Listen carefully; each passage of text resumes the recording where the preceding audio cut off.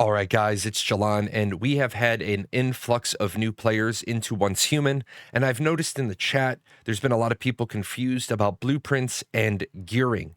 So what I want to do today is I want to go over blueprints and gearing, try to clear this up a little bit because the in-game tutorial still leaves people confused. Now, when I come into my gear, the first thing you're going to notice is the majority of my gear is gold. My fish is purple. This is the rarity of the gear.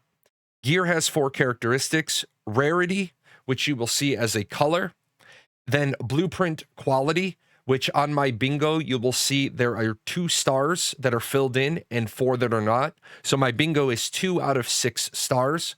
My fish, on the other hand, is 1 out of 5. This is the blueprint quality.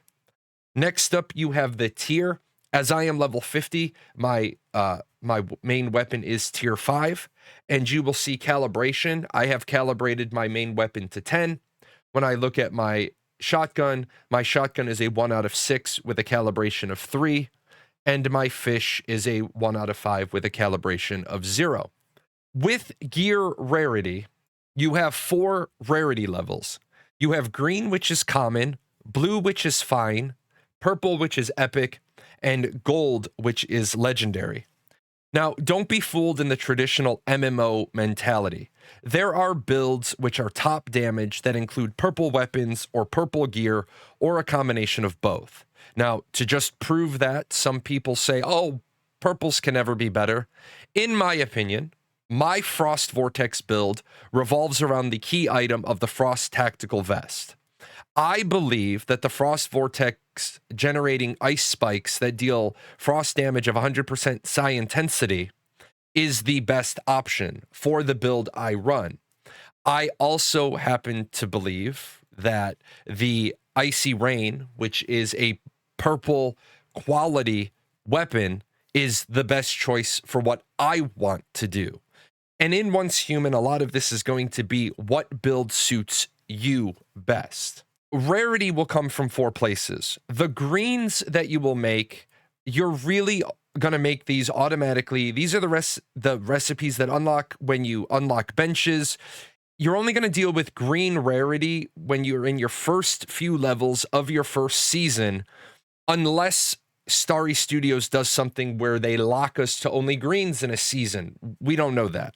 Blues will come from unlocking higher tier workbenches and from mystical crates in the world.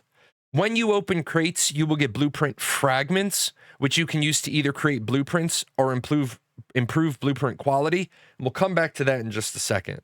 Purple blueprints will come from either the world or the wish machine, and then golds will only come from the wish machine. Now, what really confuses the new players is out in the world, they'll open a mystical crate and it will say they've gotten a blueprint. And they'll go into their crafting menu and they can't actually make the item at the crafting bench. That's because you don't get a blueprint, you get blueprint fragments. And those blueprint fragments come with a choice. Now, choice 1 is that you could go ahead and use the blueprint fragments to make the item.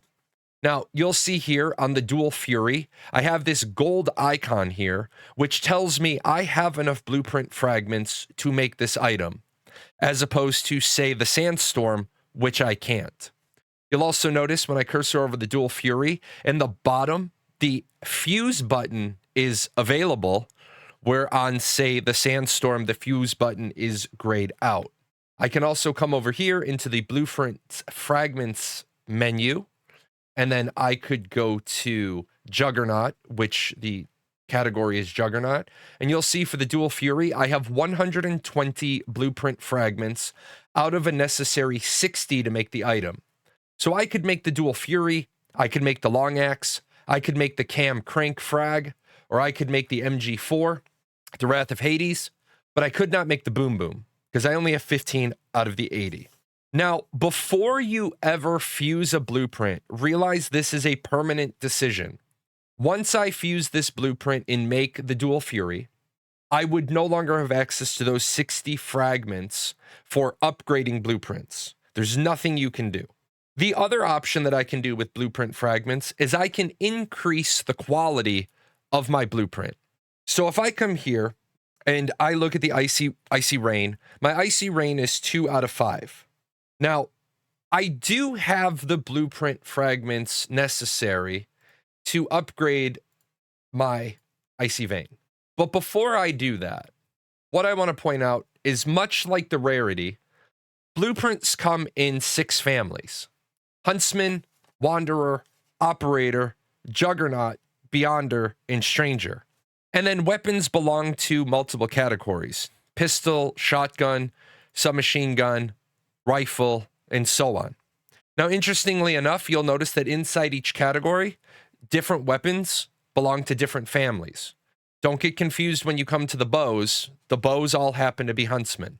Some people get confused by that because crossbows are the first weapon you're going to experience. So I've heard a lot of new players say, well, all crossbows are huntsmen. Correct. But not all pistols are Wanderer, which is the green one you encounter. Weapons also belong to a damage type. As you cursor over the weapons, you'll see things like Unstable Bomber. You'll see things like Shrapnel. You actually have a list of Frost, Burn, Bomber, Surge, Bullseye, Fast Gunner, Shrapnel, and Bounce. Now, if you want me to make another video where I dive into the weeds here, I will certainly do that. Just leave a comment below. But you also have to understand there's 7 element types: Frost, Burn, Bomber, and Surge, which is weapon damage type, and then Penetration, Impact, and Suppression. But we're not going to talk about that because that's way in the weeds, and that's going to confuse you even more. So let's say you want to run the same build I run, and you want to run a Bullseye build. If you hit A on your weapon, you'll see that the Bingo has a 70% chance to trigger Bullseye, and the Doombringer has a chance to trigger Bullseye. So I'm stacking Bullseye. Now, if I wanted to, I could make the pistol that goes with Bullseye, and that would be a Beyonder pistol. I could also make one of the crossbows, and those would be Huntsmen. Now, there's not really a rhyme or a reason that I've been able to figure out. As you look at certain weapons, you're going to say, oh, this is Power Surge, it's Stranger. Stranger over here is Frost. Beyonder over here is Shrapnel, but Beyonder over here is Bullseye. So do not waste brain power trying to make sense of the family type for the blueprints, but absolutely do figure out what weapons you're going to want to use, because you can only feed blueprint fragments to the same family. Now, as I said, I run a Bullseye sniper rifle, I run a Doombringer shotgun, and I run the Frozen Northern Pike. Now, the bad part about this is all 3 of my blueprints are Huntsmen, which means I'm always going to struggle to have enough Huntsman blueprint fragments to increase the quality of all of my blueprints. So keep that in mind, maybe before you make weapon choices, and don't be like me where you're kind of already committed. Now, let's say I do want to increase a blueprint quality. I don't want to make, say, a different operator weapon. I don't want to make, say, the Dusty Frag, which I can because I have operator blueprints. Say I do want to increase my Icy Rain. What I will do is I will right-click on the Icy Rain, and it brings up this menu. Now, from here, I will click on this little box down here, and it's going to bring up both my unlocked and my locked blueprints.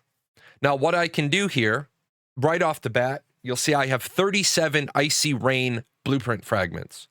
When I click on those, you will notice same name fragments provide ×2 experience. So if you're going to increase a blueprint, use the same fragments. So in my case, if I got a Bingo blueprint, I would use that to feed my Bingo. If I got a Doomsbringer blueprint, I would use that to feed my Doomsbringer. Otherwise, I'd be giving up half the XP. Now, this gets me to 750 out of 900. Obviously, I'm never going to increase greens, so that gets me up to 830. And now I have to kind of go through and sort. Do I want to use this particular blueprint, or do I want to use this one? Which weapon am I not going to use?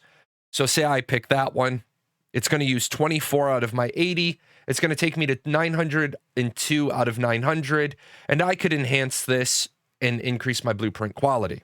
When you increase the blueprint quality, what you're going to be doing is increasing the damage. You'll see right now it's 157.